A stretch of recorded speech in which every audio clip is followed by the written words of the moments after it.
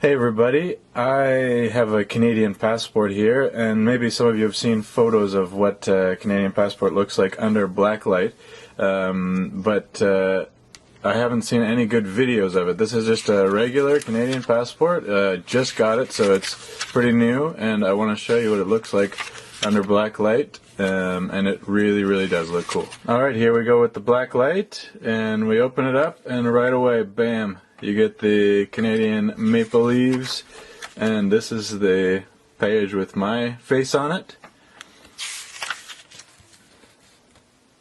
There we go. So this is a visa that I have to Russia already, but the rest of the passport's completely empty. I don't know what to say this whole time, so I think I'll just turn on some